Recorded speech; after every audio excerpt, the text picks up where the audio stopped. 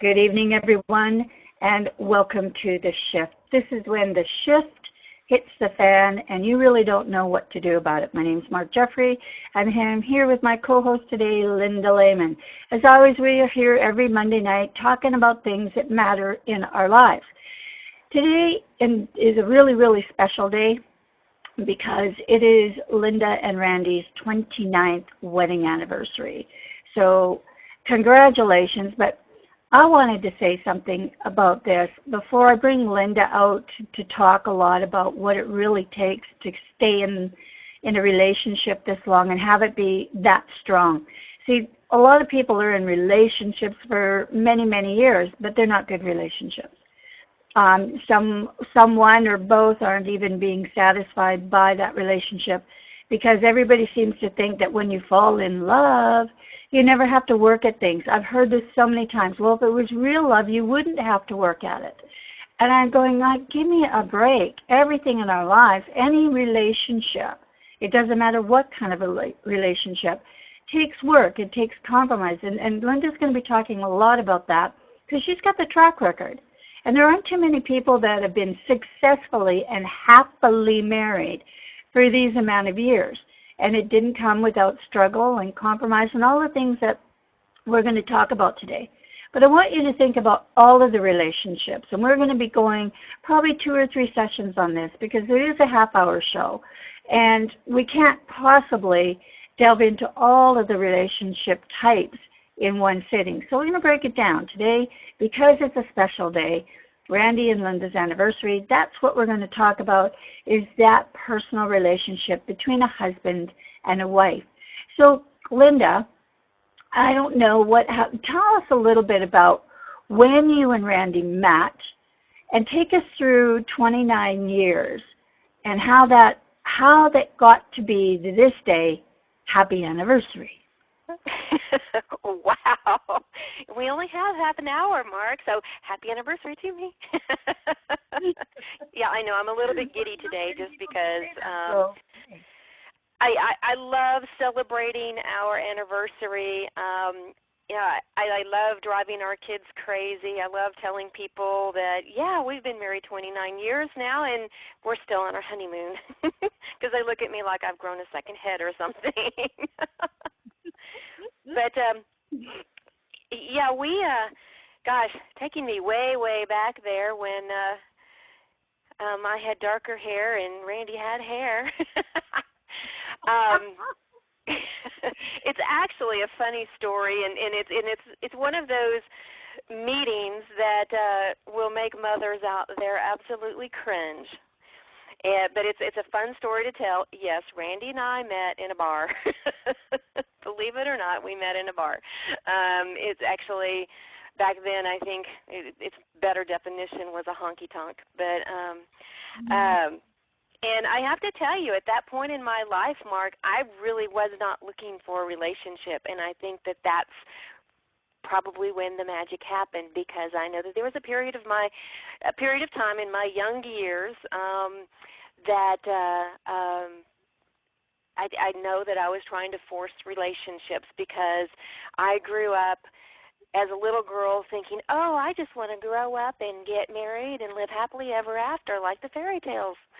And so I know that through the latter teenage years and early 20s that I know that I was trying to force the issue. I wanted to find somebody. I wanted to fall in love and have this happily ever after. Well, after a few very unsuccessful, relationships, I decided, you know what? Forget this. I'm just going to go out and have some fun. And that's when we met, because I took the pressure off instead of trying to force something which is a negative feeling and a negative vibration. I just started allowing things to happen. And I cannot say that it was love at first sight, but it was certainly a great friendship, because as we started talking, we had many things in common, and we both love to dance, and so that's how it all got started. Gosh, we built on that relationship for a couple of years.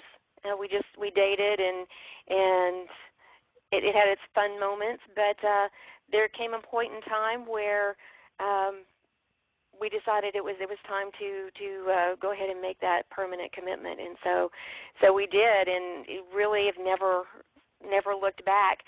We both, I'm going to say this, but I don't want people to think that their history, their past, or what their parents did or didn't do has any impact on them, because it shouldn't, but a lot of people use that. But I have to say that both Randy and myself came from very loving parents and loving families who have stayed together. My parents I always look to as the perfect example of a wonderful, loving couple. Even up to the time that my dad passed away, you could still surprise them at home, and they would be sitting in the same chair together. Anytime we went out, they were always holding hands. So they were great role models for me, and I knew that that's what I wanted to have is what they had. Yeah, you kind of rock right by that, but I actually think that that's pretty important, that as children and young adults, as we move into, our forever relationships and our adult relationships with the opposite sex, that we do have good models to emulate, because I'm not from that. My parents were divorced, and it wasn't a very good relationship that they had between themselves. So it's kind of like, you're torn between the two things. And although I've had great relationships and have worked very diligently on them, I still had that, I think, thought process, or that thing in the back of my head that said, well, you can still get divorced and kids can still be fine and you can still live your life. Like, I think if it was different, I think all people, no matter who they are, I think if they have it, whether you have money or not, right? It doesn't matter about any of those things. But I think when you have two people that are married and they make it through thick or thin and they never give up, and I think that's the big thing. It's nowadays, to me, it's just too easy to say, oh, you know what, this isn't working for me, I'll just go somewhere else. It's like jobs and people and cars all kind of fell into the same category all of a sudden. So I really think that that's important. It's very important, Mark. Now, I prefaced it because I wouldn't want somebody to think that just because their parents' relationship failed or marriage failed, it doesn't mean that theirs has to fail. That's a really important point that I want to stress. But on the flip side, just a personal note, and I know that she won't mind me saying this. My oldest daughter fell in love, or I guess fell in like when she was a teenager, and they thought that the next step once they were of age was to get married, and it was not a good match. But she fought thick and thin to hang on to it as long as she could, because she had seen mine and Randy's relationship, and our relationship was one of those, divorce is not an option. We're going to make this work, no matter what. And so that's what she thought that she was supposed to do, and it was an abusive relationship, and I'm happy to say she's not in that one anymore. I think she finally got smart, but she told me, she says, Mom, I was trying to hold it together because I wanted to be like you and Dad. Yeah, you're right there, Linda, that can go. I guess, we all have to strike the balance, but I think that's the big thing, is what you led off with is not being rushed, not forcing things, but allowing relationships to, come into their own. I know my daughter, and I know she won't mind me saying this because we just talked about it yesterday. She says, I'm coming up on 30.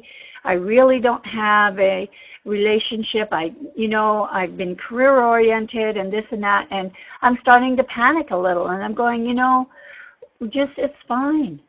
it's fine, because when you start panicking, that's when you start making mistakes. You start saying, well, this one's good enough.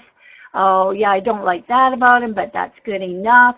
And you start making compromises that I don't really believe are going to take you into a 29, 30, 40-year marriage if you're making those compromises right from the very beginning. But I could be wrong here, Linda. Did you make compromises, or how did this kind of develop when it first started? I think we both had our set ideals of how a relationship should go, and we were young. We certainly didn't know it all, even though I'm sure that we thought we did. One of the key things, Mark, that was, I guess, inherent in both of us, and it's probably why we were attracted to each other. We can both be very different, but we can both be very the same. But we recognized, appreciated, and respected the individual person. And with that, we came to realize that we're not always going to agree on certain situations and things. We agree on the important things, the core values that we both have. But other things,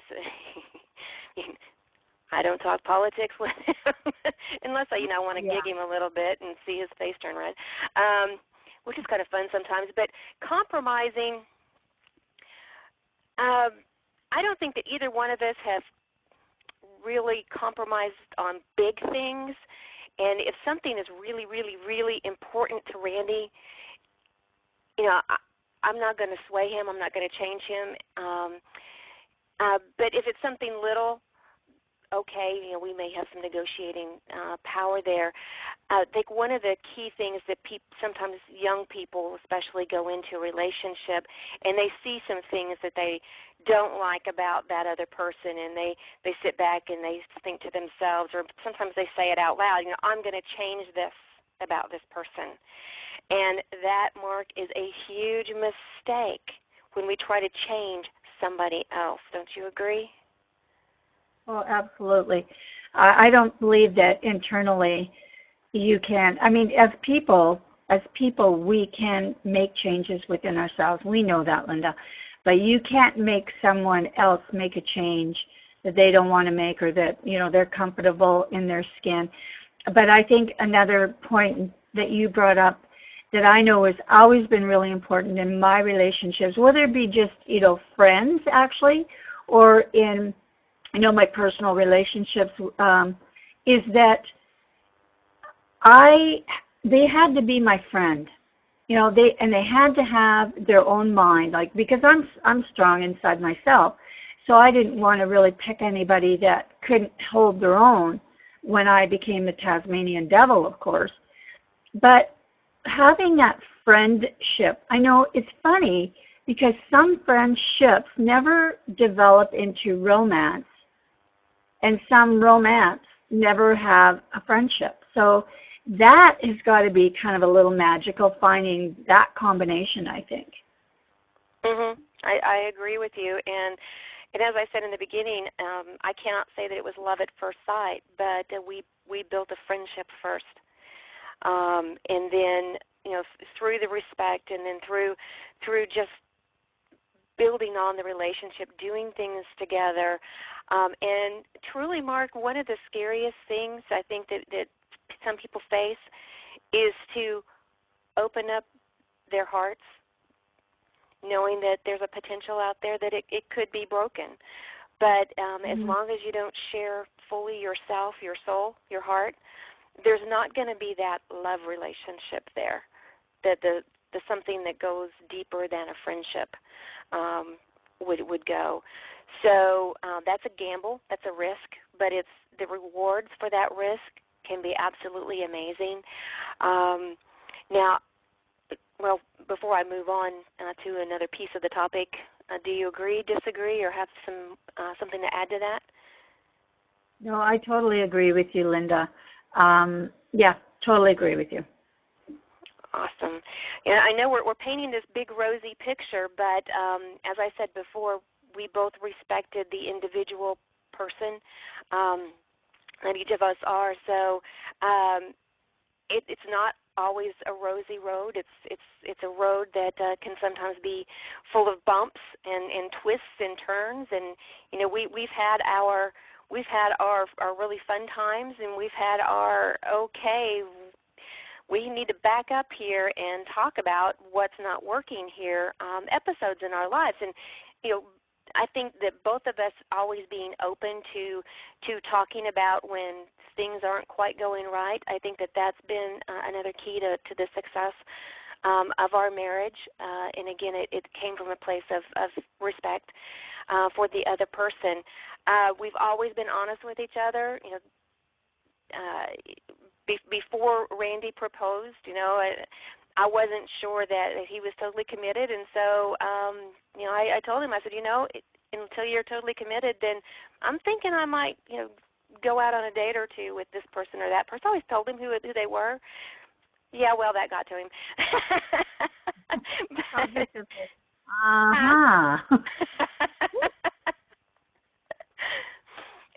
Well, it was time, and he knew it, and I knew it. But the fun thing is, he knew these people, so. But I was open and honest about it, and I certainly wasn't going to break any trust that the two of us had together. But when you throw into the mix of say, a newly married couple, or they decide to buy a house, have children, and advance in life, that's usually when some twists and turns and bumps truly happen, because of course then your financial obligations go up, and so those were some fun times that we had to work through. Even with children, we both had different philosophies on how to raise the children, so we had to, I guess, Mark, that's probably where some of our biggest compromise came from. Was how we were going to approach it, or if I disagreed with an approach that Randy had, or if he disagreed with an approach I had. A key there was we never did discuss / argue about it in front of the kids, because then they would have felt like they were put into the middle of something, or maybe as children they might have thought, oh wow, this is how I can get my way if I pair this one against this one. Well, so, exactly. That conquer and divide and conquer. Kids are very, very good at that. But that's a really big point that you brought up. Because that is probably, the first house. It's the tile, and it's I don't like that flooring and stuff like that. But I think that is the first huge obstacle, or place where it could be an obstacle for most people is when they do have children, because then some other dynamics do come into play. You've got how you were raised, how they were raised, how you want to do it differently than maybe perhaps what your parents did, because you were able to, hindsight see, where things didn't quite work for you, or as we grew up, we might have been wild child, so we want to ensure that our kids don't maybe follow that path. I think that that's a huge thing, whether or not to have children, number one, and when, I think is a big one, because you're right, that's the financial stuff coming in there, and are you ready to deal with it?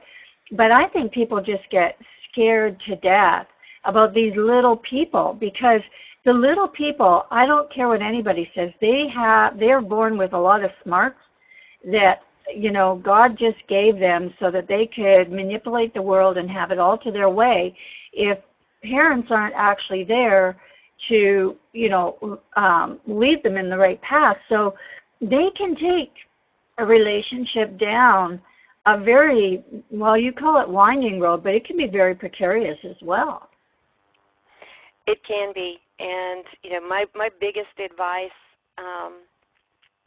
to parents, especially new parents, is to always remember why you fell in love with that other person, and to make absolutely certain that no matter what's going on in your life, you carve off couple time,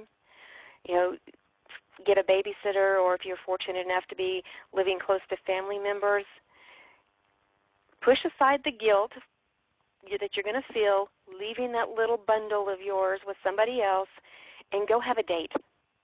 Have date night. And I'm talking consistently, not just once every 6 months. I'm talking, put it in weekly. And even if finances are tight, you don't have to go to a nice expensive dinner. You can get a Burger King and grab some French fries or a burger or something. I know that's probably not really healthy, but the point is it doesn't have to be expensive. Or we used to, and I'm going to date myself here, way back when my kids were little, we still had drive-in movies, and so that was always fun because it's cheap to go to a drive-in movie, especially if you pop your own popcorn. So date night is so important because it brings you back together again as a couple. Where little Johnny, if you try to do date night at home, sometimes little Johnny doesn't cooperate because that's the night that they decide to stay up until 2 o'clock in the morning and not go to bed. So it's very important to carve off that time where you're not going to be, you're not going to be interrupted by the children, to reconnect as the couple and basically fall in love all over again. And it can happen in the span of a couple of hours while you're out on a date. It certainly can. I think, Linda, that's a really, really important part of this, is rebuilding that relationship. Because as women, we know having children, our body changes, and sometimes we're not comfortable with that, so we kind of don't want our husband to see us again. And all my guy friends, and every time we have chats, say, we don't care, people.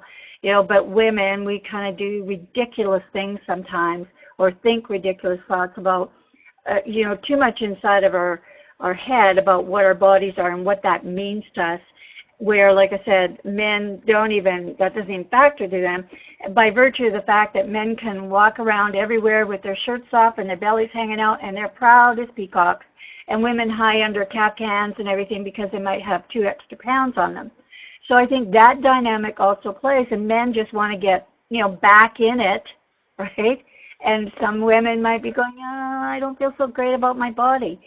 What advice would you give them, Linda? Get over yourself.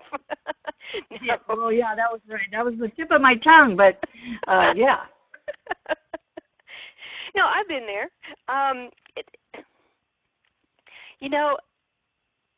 Our relationship grows more and more every single day, and it gets better and better and better. And, Mark, when I finally pushed aside that vanity and started having fun with it again, having fun in playing little games, and I don't want to get too deep into the bedroom scene, but just again, scheduling, making it fun, making it exciting, like it was date time again, and looking and appreciating myself, loving myself, and realizing that I could. Or quite frankly, if you're vain enough and you think that couple of pounds is make or break, okay, well, go out and get some exercise and tone that body back up again. Yeah. Well, I totally agree. I mean, one of the first things I did after I had Alana was I went to Victoria's Secret little shopping spree for me, to feel good about who I was and stuff like that. I mean, I was one of those fortunate ones that my body just bounced right back. And I know that some of my other friends struggled with the weight and getting it off after that. But, it doesn't, to me, I'm with you, Linda, get over yourself. Just have fun in life, because no matter what you come up against, if you can see let's not say the positive side, but I always find the humor side of things. I'm going, and sometimes it might not come off funny if somebody's angry with you and you start laughing, of course. But ordinarily, when I do that, I'll say, well, I got to tell you what I find funny about this situation. And the next thing you know, they're kind of going, yeah, you're right. And diffusing things. But that's something I want to get into now. You talked before about, you and Randy didn't always agree, but you had mutual respect for each other, so you would listen to each other. But that may not be easy for some people. when the fireworks are going off and they're, nose to nose, and you've got to get your point across, and your life will end if you don't get your point across. And I know you have some really good ways for people to kind of step back from that. We did talk about this in some previous episodes, but let's chat about it again. Sure, be happy to.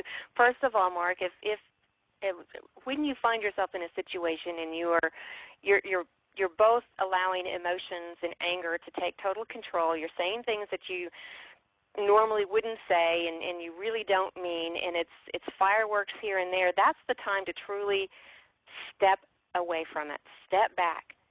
Take a deep breath, and you may have to look at each other and say, you know what, we're not getting anywhere with this. Let's go cool off and then come back again and talk about it. This is important to me. It's important to you, but we're not in the right frame of mind to talk about this right now. And you have to be brave enough to step back away from it and then, take a deep, deep breath and conjure up, remember what it is that you really love about that person. And then by having some quiet time to yourself, then you can start thinking about the importance of whatever it was that you were arguing about. Was it really that thing, or is there something that, deeper than that? Do you want to be right this time? We could go into all kinds of those examples, but in the heat of the moment is usually when you're both out of control, you're no longer in control of your emotions. Understand you're not going to get anywhere with this, and it's going to turn out bad. It's going to turn out real bad, because that's when people start saying things that they seriously do not mean. And it's a physiological thing that happens. Your brain shuts off, your mouth starts opening, and it's just pent up frustration on the boss at work, the guy that cut you off in traffic, the long line up at the counter when you were buying your oranges and all you had was oranges. Why couldn't everybody move? All of that just comes out in this big blast at this person that you love with all your heart. And a lot of the times you can't really step back from those things, because we can say some very, very hurtful things. And it's interesting how we think we have the license to say it to the people we love the most. It is interesting, Mark, and home is where you can let your guard totally down. And unfortunately, sometimes family members are the brunt of that, especially as you say you had a bad day. You helped me remember something in the grocery store, just an aside giggle. There was this older couple with probably a northeastern accent in the grocery store the other day. And they were arguing over the oranges because they weren't Florida oranges, they were California oranges. Oh, yeah, I was laughing out loud. I didn't care. But, through the fireworks again, people just really want to step back and reconnect on the heart level, and remember why they're together. And at those very heated moments too, once you can settle yourself down, that might be the time to start thinking about, okay, how can this work out best for both of us? What's the real issue here? And come back when we've calmed down a little bit and say, okay, here's what I'm hearing you say. What are you hearing me say? Here's the true issue. That is Linda, I need you to say that again, because that is it's not, you're not hearing me. Listen to me. Listen to what Linda just said. Repeat that again, Linda. Yeah. Come together and ask, this is what I'm hearing you say. Because sometimes, Mark, when we're saying something, the message that we're trying to convey may not be picked up in the same way that we're trying to convey it. Mm-hmm. And so it's important to repeat, okay, this is what I'm hearing you say. Now, what are you hearing me say? So what we're doing is we're taking, go ahead. Yeah, I think that is key, Linda, in when it gets to, that point. But even before, I think this is your middle ground. I think when you feel things escalating inside of you and the person is not responding in the way that you want them to or that you need them to, I think that is a good time to say, okay, whoa, before this goes to where this is going to be ridiculous, what are you hearing me say? Like, am I not able to articulate myself where you can understand?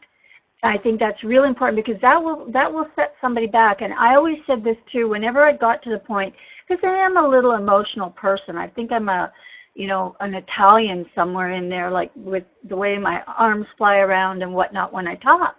But I always had to be very careful. So I always said either out loud or inside my head, I love you too much to allow this to go crazy. And I may not be saying things in the way I need to say them, so I have to understand what you heard. So same type of thing, right? Mm-hmm. Same thing, but boy, it sure diffuses the big stuff. Well, it does, because what we also do when we do that, Mark, is we take the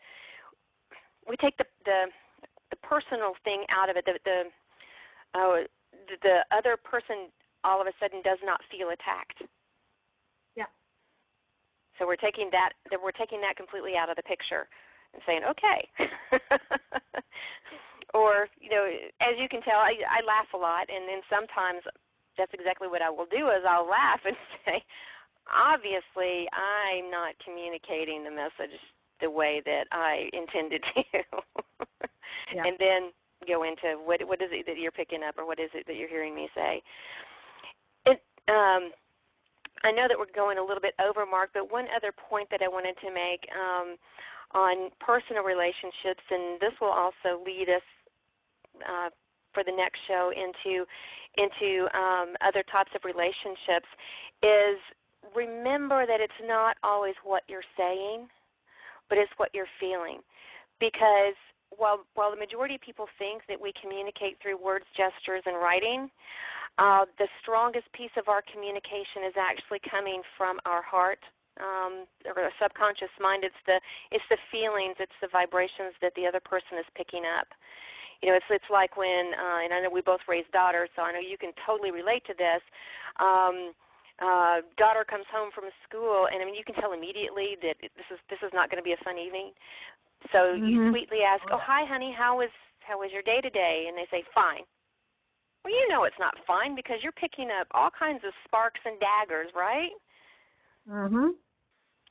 So it's not necessarily the words that we're speaking, but it's how we're feeling. It's and that's what we're projecting. You may come home and trying to speak loving words, but if you've had a horrible day and let's just say that you have a job and you just get fired and you're really mad about that and you haven't even told your spouse that yet, it's going to be ugly when you walk in the door because you're projecting this horrible negative energy. Exactly, and I think that people more so everyone can feel the negative before they ever feel a positive, and it's kind of sad that that's the way it happens. But we are as human beings, and that's our fight or flight, and that protects us. And the happy things don't seem to take as much space. It's almost like we have to project the happiness, and the negative just kind of appears like a whirlwind. So what we have on the screen here for you guys is just what the things that we think is for good, healthy relationships, no matter what it is. And having good communication, we talked about that. And I think that you have to develop that communication. I mean, Linda and Randy have their way of doing things. You will too, and it doesn't necessarily have to be that same way. But you have to communicate all of it, the good, the bad, the ugly, and like Linda says, have to have the mutual respect and the trust in each other to be able to be that honest person, to be able to say, this hurt me, and this is why it did, and I don't think that you might have even realized it, but this was the headspace I was in when it happened. And, sometimes when we come up against conflict, we should, again, take a step back and say, look, if I was in a better frame of mind, would this even be bothering me right now? I'm hungry, so I'm growling at the world. So, probably not a good time to get into a serious conversation. So, Linda, I'm going to leave it to you. You always have some really cool, take us out to the ballpark kind of stuff. So what do you got to close the show today? Well, again, since it's my anniversary, to close us out tonight, thank you. To close us out tonight, I just want to tell all of those folks out there in relationships, just remember to go out and have fun together. It doesn't have to cost a lot of money. Just remember to have fun. Even after 29 years, Randy and I still have date night. And it's coveted, it's special, and we don't let anything interfere with it. So go out there and have some fun together and remember why you fell in love in the first place. Yep, you betcha. Well, good night, Linda. We'll see you again next Monday. And good night to all of our viewers. We really appreciate you stopping in, and we hope that tonight we gave you something that will help your relationship. And we'll be back next Monday with maybe a little more on relationships, professional ones. So good night, everyone. Good night, Mark. Good night, everybody.